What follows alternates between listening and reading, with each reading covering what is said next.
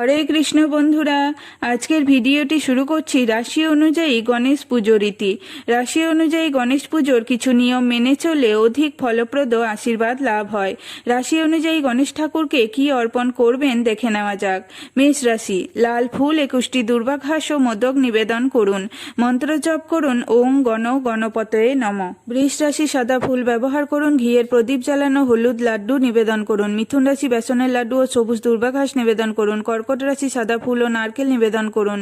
সিংহ রাশি, হলুদ ফুল, দুর্বাঘাস, মিষ্টি ও লাল চন্দন দিয়ে পূজা করুন। কন্যা রাশি, হলুদ ফুল ও সবুজ দুর্বা নিবেদন করুন। তুলা পুজোয় হলুদ রঙের মিষ্টি নিবেদন করুন। বৃশ্চিক রাশি, লাল ফুল, গুড় ও ডালিম নিবেদন করুন। ধনু রাশি, হলুদ ফুল ও হলুদ লাড্ডু নিবেদন করুন। মকর রাশি, নীল বা বেগুনি ফুল নিবেদন করুন। কুম্ভ রাশি, নীল ফুল ও শিম পাতা নিবেদন করুন। মীন রাশি, গোলাপ ফুল ভক্তি ভরে নিবেদন করুন। সাবস্ক্রাইব করুন। রাধে রাধে।